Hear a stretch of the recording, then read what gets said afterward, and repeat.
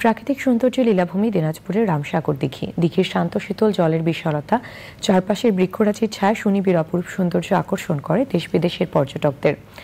বছর প্রায় সবসময় পর্যটক ও দর্শনার্থীদের পদচারণায় মুখর থাকে রামসাগর। তবে জীববৈচিত্র্য সমাহার হলেও এই দিঘি এখন অপরাধী ও মাদকসেবীদের অভয়ারণ্য। শাহ আলম শাহীর তথ্য ভিডিও চিত্র নিয়ে আফরোজা হাসির রিপোর্ট।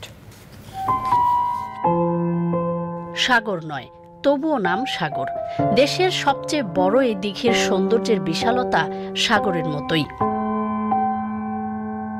দিনাজপুর শহর থেকে ৮ কিলোমিটার দক্ষিণে রামসাগর দিঘির অবস্থান।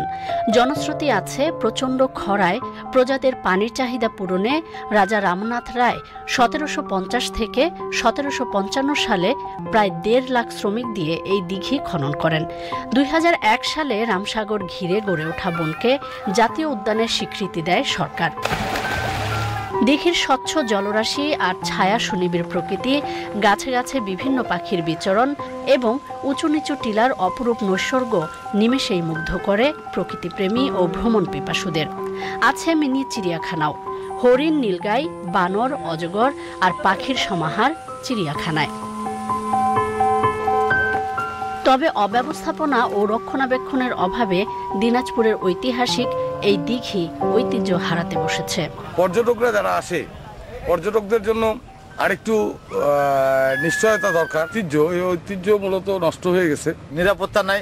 এই একটা ছেলে একটা মেয়ে বসে যদি কোথাও একটু গল্প সল্প করছে, বসে থাকতেছে, এখানকার কিছু প্রতিবয় ছেলেপেলেরা আসে, বাস ধরে ধারান, চেন, আংটি, ঘড়ি টড়ি কাটে নিয়ে চলে যাচ্ছে। রামসাগরে বড় বড় পাহাড় ছিল, সেটাও ধ্বংস করে দিচ্ছে। এখনও মোটামুটি টিকে আছে। একটা ভালো মানুষের পর্যটন কেন্দ্র ছিল, মানুষ ওখানে পিকনিক করতে যেত, ভ্রমণ কেন্দ্র ছিল। সেই জিনিসটাকে এইভাবে যদি নষ্ট করে দেয় তাহলে এটা খুব মর্মান্তিক হবে। যেমন মাতাসাগর ধ্বংস করে দেওয়া হয়েছে, সুখসাগর একটা ছিল বেঁচে, সেটাও যদি এইভাবে ধ্বংস হয়ে যায় তাহলে এটা আমাদের জন্য খুব ক্ষতির কারণ হবে। পরিবেশের জন্য তো হবেই, কিন্তু দিনাজপুরে যে একটা ঐতিহ্য ছিল, দর্শনীয় স্থান, সেই জায়গাটা কিছুটা ক্ষতিগ্রস্ত তো হবেই স্বাভাবিক।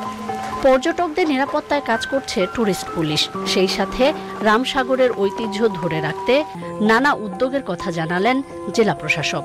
অনাকাঙ্ক্ষিত পরিবেশের মুখোমুখি না হয় সেজন্য জেলা প্রশাসনের উদ্যোগে এখানে ইতিমধ্যে কয়েকটি জায়গায় ইকো পার্ক ঘোষণা করা হয়েছে। বিশেষ করে আবাসন ব্যবস্থা, রেস্টুরেন্টের ব্যবস্থা, এই বিষয়গুলো যদি বাস্তবায়ন করা হয় তাহলে আশা করি যে এটা আমাদের যে দিনাজপুরকে আরও পর্যটন প্রেমীদের কাছে আকর্ষণ জানাবে।